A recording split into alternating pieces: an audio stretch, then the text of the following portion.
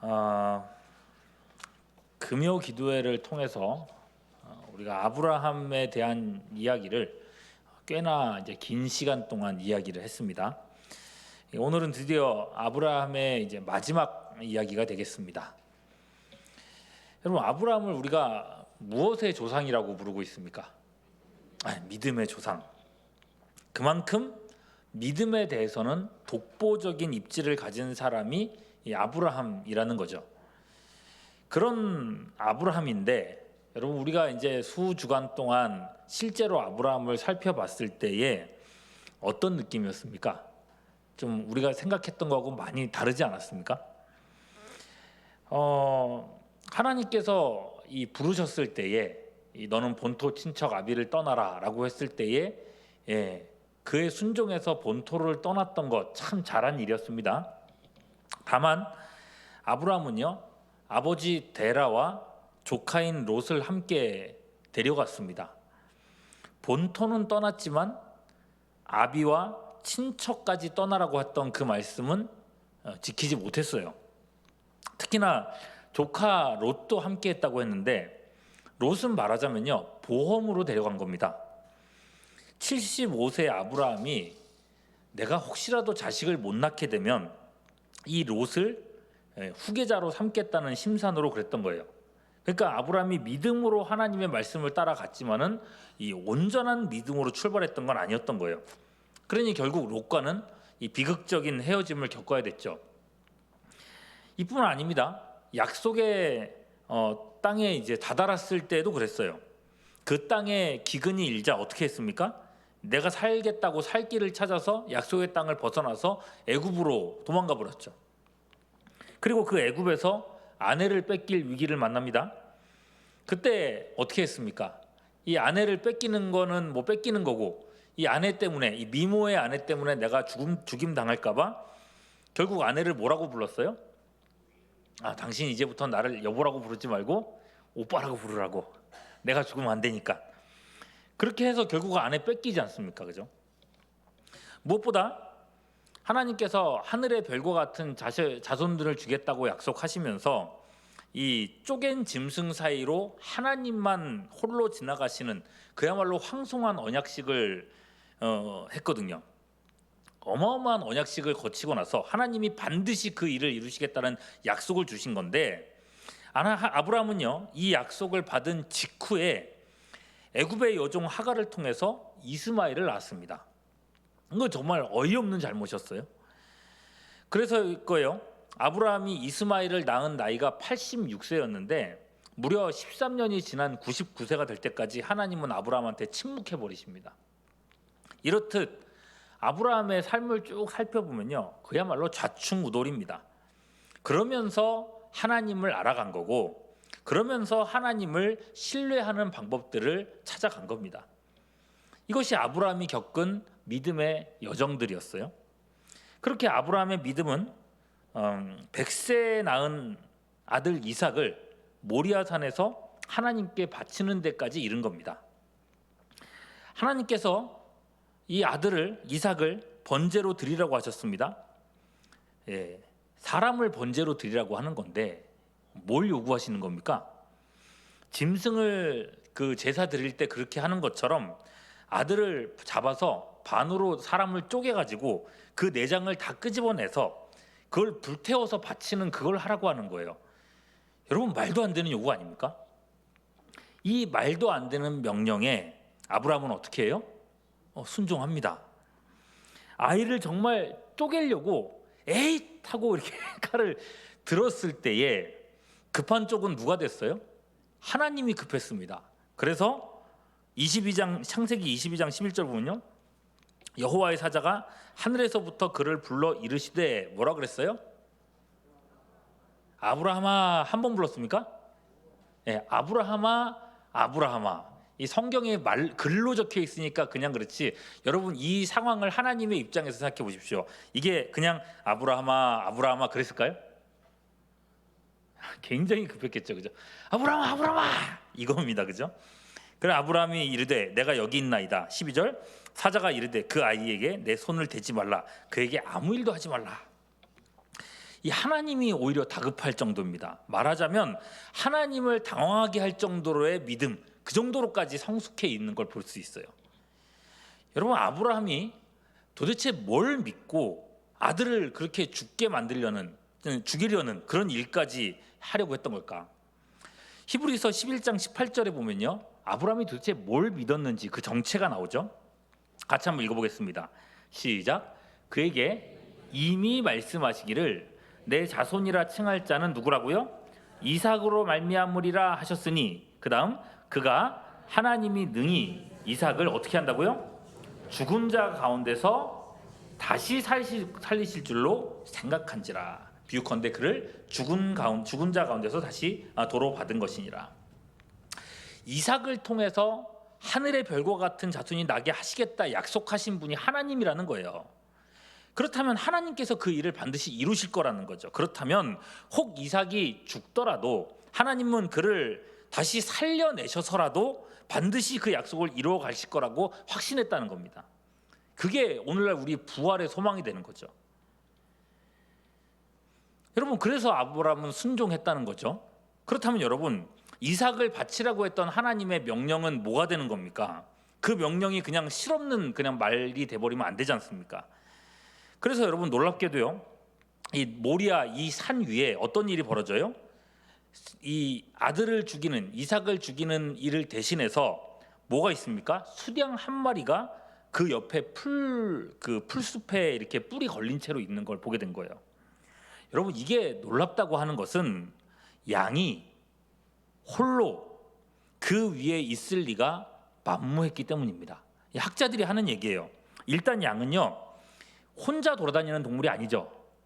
무리로 있는 동물이기 때문에 이렇게 혼자 있는다는 게 말이 안 된다는 겁니다. 혹 그 양이 혼자서 무리에서 벗어나서 길을 잃었다 하더라도 습성상 모리아산 같은 높은 산 위쪽으로는 올라가지 않는다고 해요.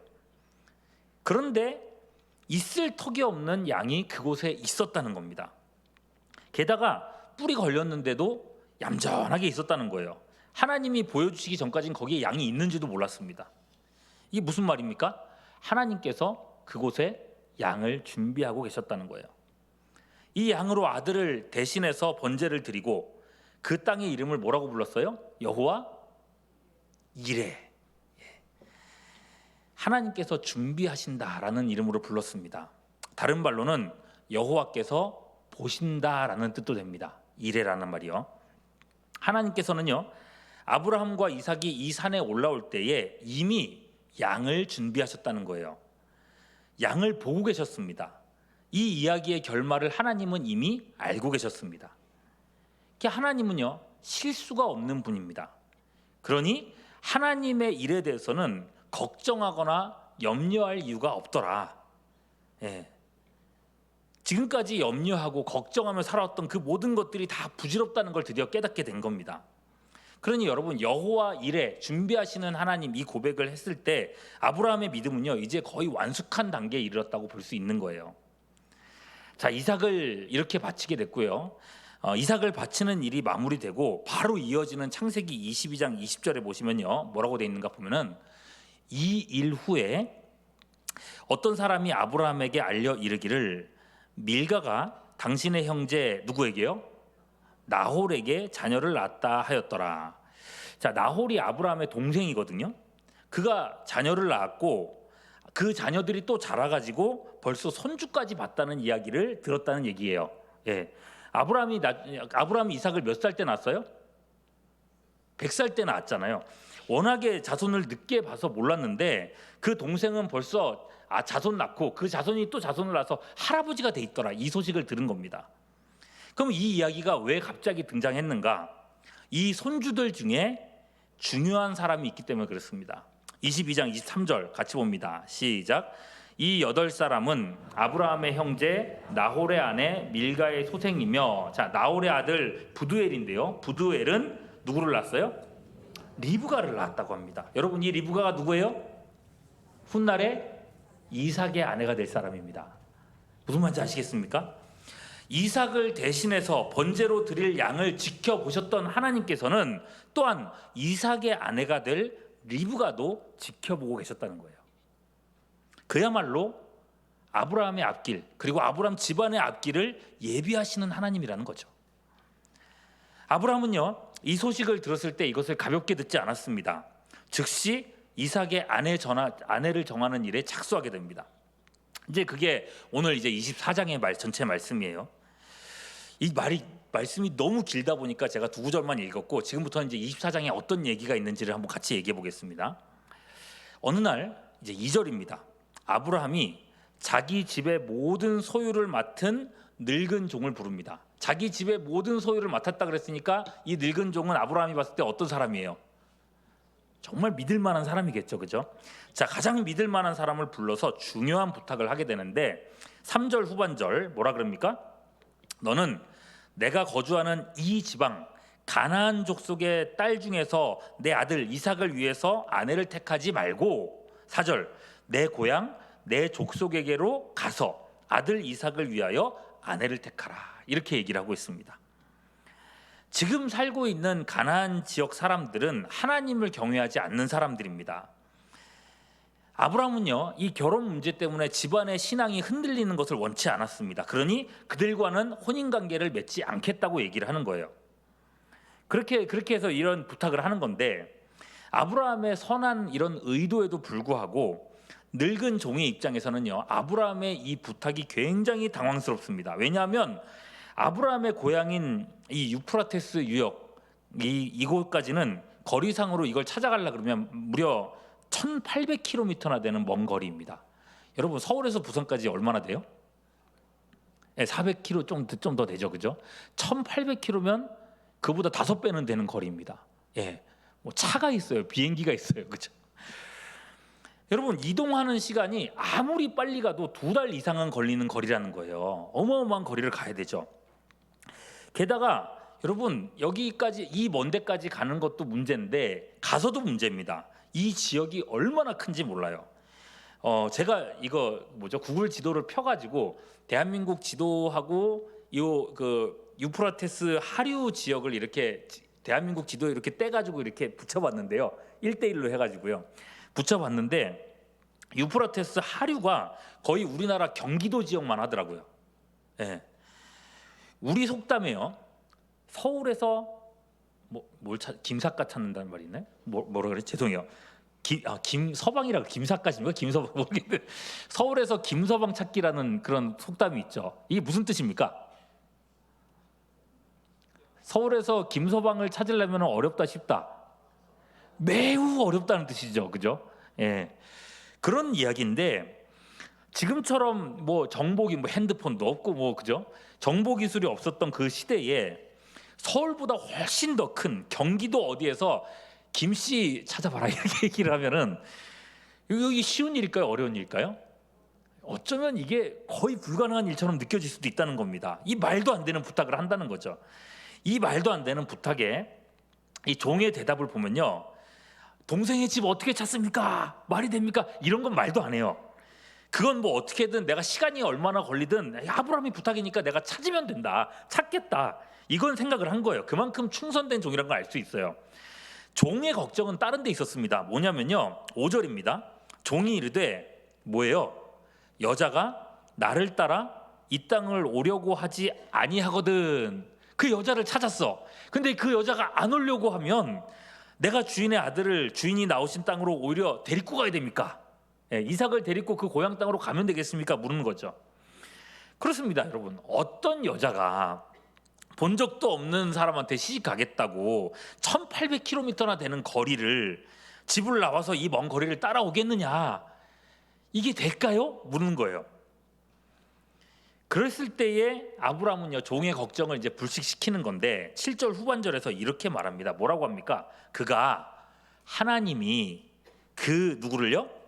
사자를 너보다 앞서 보내실지니라.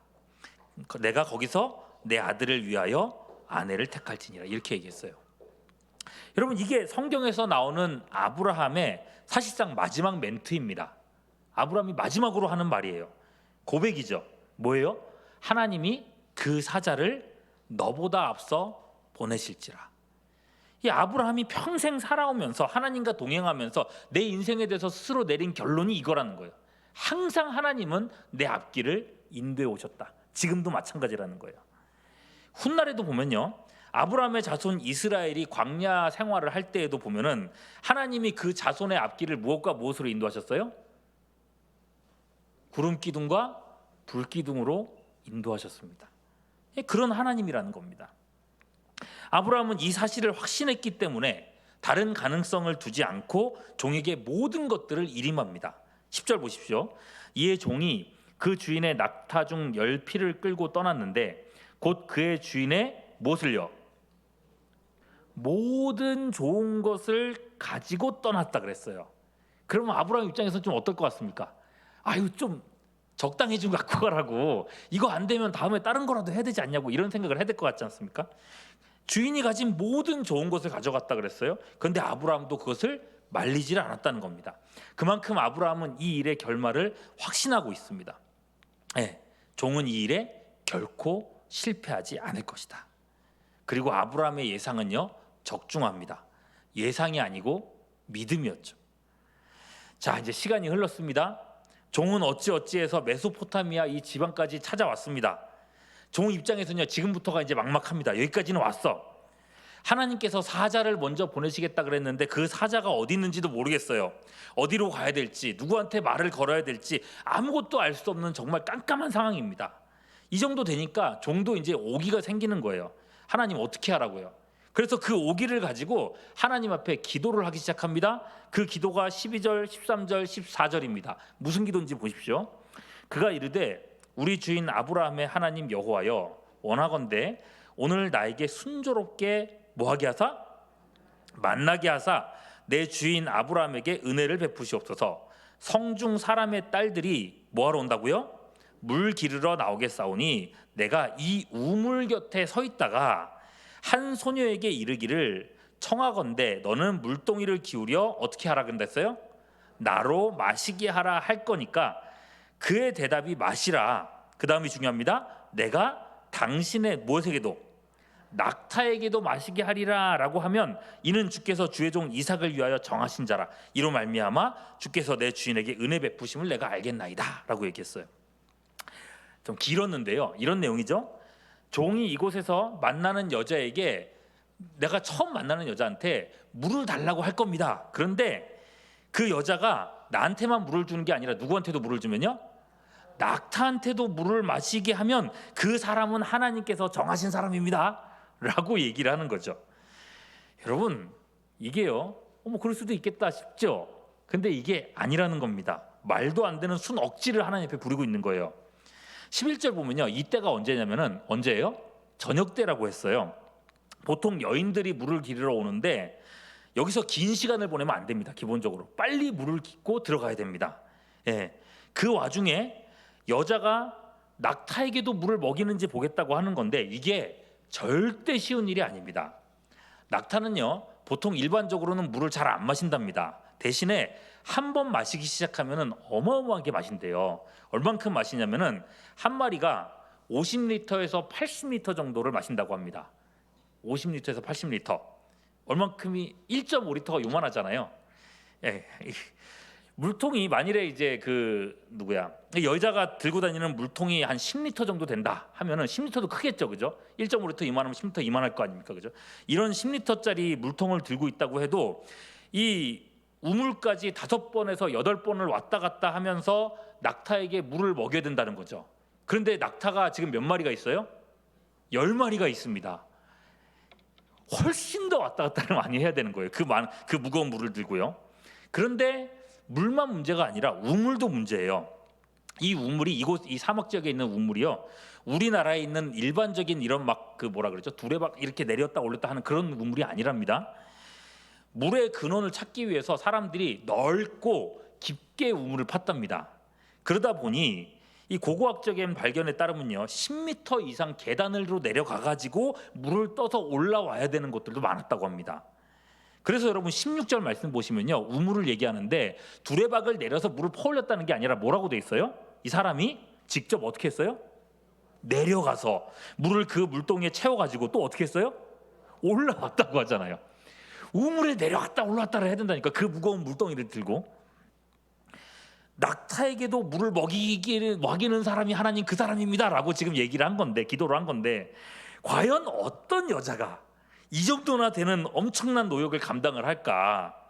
그러면 그렇게 놓고 보면 여러분, 이 종의 기도가 어떻게 보입니까? 완전 하나님 앞에 땡깡 부리는 거예요. 하나님 이렇게 하면 하나님께서 보내신 겁니다 라고 하는 거예요. 억지를 쓰는 거죠. 그런데 어떤 일이 벌어집니까? 15절, 말을 마치기도 전에. 원래는 이 구절을 택하고 싶었어요. 말을 마치기도 전에 리브가가 물동이를 어깨에 메고 나오니. 누가 나왔다고요? 리브가가 나왔다고 했어요. 말을 마치기 전에 나온 사람이 리브가예요. 이 사람이 누구냐? 그는 아브라함의 동생 나홀의 아내 밀가의 아들 부두엘의 소생이라. 두 번도 아니에요. 한 번에 택하신 사람을 만난 겁니다. 기가 막히죠, 그죠? 다만 종은 아직 이 사람이 누군지 모릅니다. 그녀를 보자마자 하나님 내가 기도했으니까 하면서 어떻게 합니까? 17절, 종이 마주 어떻게 했어요?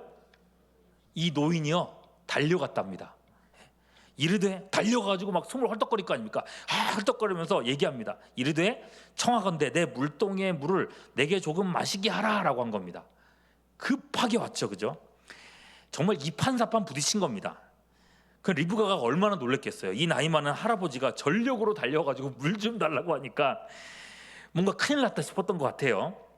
그래서 이 착한 여인이 노인에게 물을 먹이고 나서 어떤 일까지 하는가? 시키지도 않은 일을 하기 시작합니다. 20절, 급히 물동이에 물을 구유에 붓고 다시 기르려고 우물로 어떻게 했어요? 여인도 달립니다, 그죠? 노인 할아버지가 달리니까 여인도 달려요. 그리고 누구를 위해서, 어떤 낙타를 위해서 길었는데 어떤 낙타를 위해서요? 10마리 낙타 모두를 위해서 물을 길렀다고 돼 있습니다. 여러분, 10마리 낙타에게 물을 먹이려고 몇 번이고 수십 번을 우물을 오르고 내리고 있는 겁니다. 땀을 뻘뻘 흘리고, 그죠? 자, 팔도 덜덜 떨리고 막 숨도 차고 그랬을 것 같아요. 진짜 이걸 한다고? 진짜 이걸 한다고? 이러면서 종이 쳐다보고 있을 것 같아요. 21절, 여인이 하는 일을 묵묵히 지켜봅니다.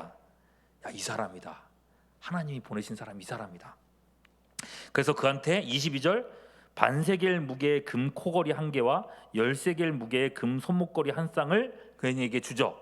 이게 어마어마한 금액이랍니다. 그러니까 노동자 한 사람이 3년 동안 한 번도 안 쓰고 모으는 비용이라 그래요. 연봉이 한 5천 정도 된다고 생각하면은 3년이면 얼마예요? 1억 5천 정도 되는 금액의 거를 얘한테 준 거예요. 이 사람이라고 생각한 거지, 그죠?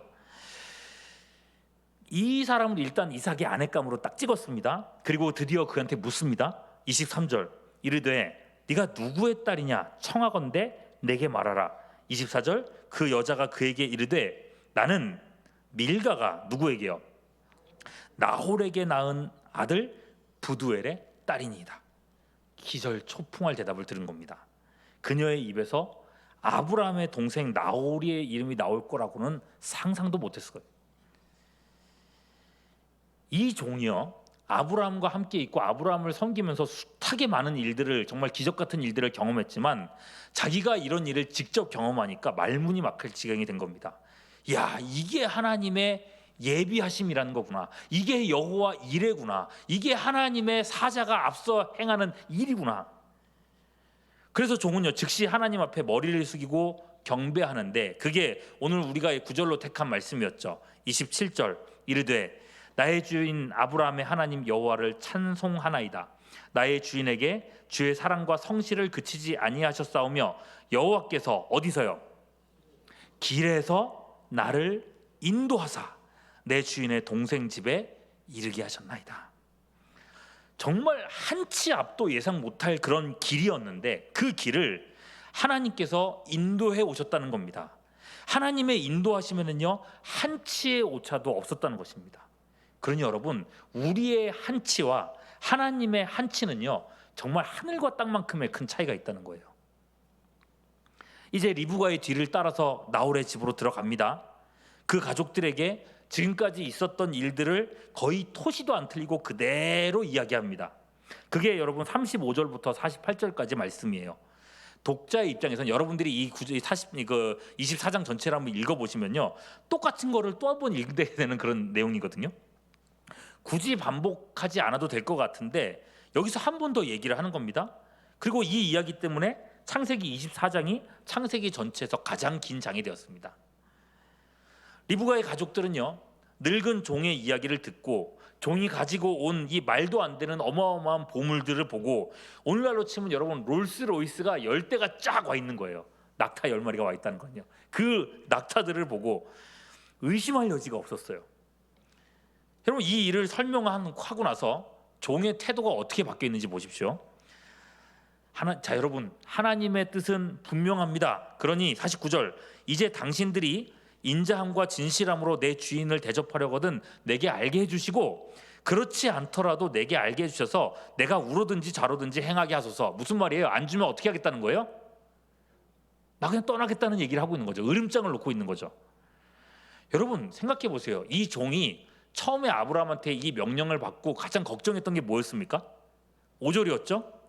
그 여인이 나를 따라오지 않으면 어쩌죠? 이거였잖아요. 그죠? 그런 걱정이 있었으면요, 이 자리에서도 어떻게든 좋은 말로 막 해가지고 따라오는 게 제일 좋다라고 하면서 구슬리고 그랬어야 될 것 같은데 오히려 당당합니다. 왜요? 이 일을 주관하시는 것은 당신들이 아니고 누구라는 거예요? 하나님이라는 걸 확신하게 된 거예요. 믿음이죠. 하나님을 참으로 아는 사람들은요, 뭐가 달라도 확실히 다른 것 같습니다. 자, 여기까지 들은 가족들은요, 할 말을 잃었습니다. 딱히 그 말을 어떻게 부정해야 될지 생각도 못하게 됐어요. 51절, 리브가가 당신 앞에 있으니 데리고 가서 누구의 명령대로? 여호와의 명령대로 그를 당신의 주인의 아들의 아내가 되게 하라. 그리고 리브가 당사자의 의사도 중요할 것 같습니다. 58절, 리브가를 불러 그에게 이르되 내가 이 사람과 가려느냐? 뭐라 그랬어요? 고민도 안 해요. 그죠? 가겠나이다. 그렇게 종은 리브가를 이삭의 아내로 데려올 수 있게 되었습니다. 안 따라오면 어쩌죠? 이런 걱정이 무색해지는 장면이죠. 그 결과 이제 마지막 67절에 보시면요, 이삭이 리브가를 인도하여 그의 어머니 사라의 장막으로 들였다. 사라는 이때는 이미 이제 소천했죠. 며느리가 시어머니의 장막에 들어갔다. 이 말은요, 이제 새로운 시대가 시작되었다는 뜻입니다.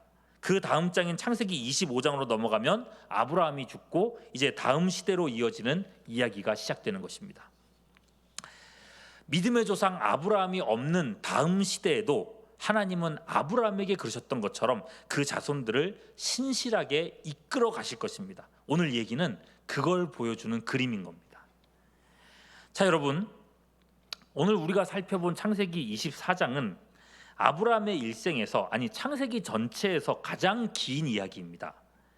이 긴 이야기의 전체 내용은 하나님께서 아브라함의 종의 앞길을 인도하셨던 일들인 거예요. 종의 입을 통해서 하나님이 그 길을 어떻게 인도해 가셨는지 저자는 한 번 더 강조해서 더 간증하게 하셨습니다. 그러면 여러분, 이 긴 이야기들을 누가 보라고 이렇게 길게 적어놓은 걸까요? 누가 보라고? 창세기를 기록한 사람이 누굽니까? 창세기, 출애굽기, 레위기, 민수기, 신명기까지 오경이라고 하는데 누구의 오경이에요? 모세 오경입니다. 자, 모세의 입장에서 생각을 해보세요. 이 모든 글들은 출애굽 이후 이스라엘 백성들과 광야에서 생활하고 있을 때에 기록한 내용입니다. 그들은 무려 40년 동안이나 광야에 있었고 앞으로 어떤 일들이 있을지 아마도 막막한 가운데 광야 속에 있었을 겁니다. 이 광야에서 이 연약한 백성들을 통해서 하나님의 뜻이 어떻게 이루어질까 무엇 하나도 생각할 수가 없는 상황이었을 거예요. 다람쥐 쳇바퀴 돌듯이 매일이 똑같은 삶을 살아가고 있었던 그들이었습니다.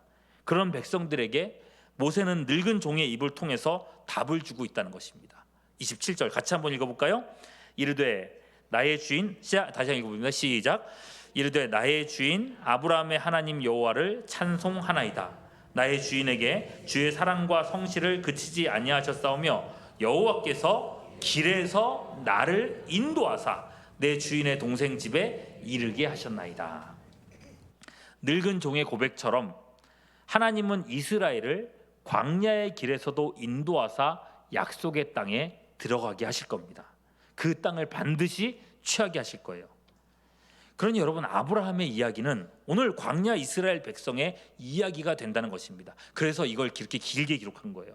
그리고요, 이 이야기는 아브라함을 믿음의 조상으로 두고 있는 영적인 후손 누구예요? 우리에 대한 얘기가 되는 것입니다. 비록 광야를 도는 것처럼 한치의 앞도 알 수 없는 우리들의 인생이지만은 하나님은 그 길에 우리를 홀로 두지 않으십니다. 좌충우돌하며 실수와 실패투성이인 아브라함을 믿음의 조상이 되게 하신 이 하나님은 오늘도 우리를 믿음의 길, 축복의 길로 인도하고 계십니다.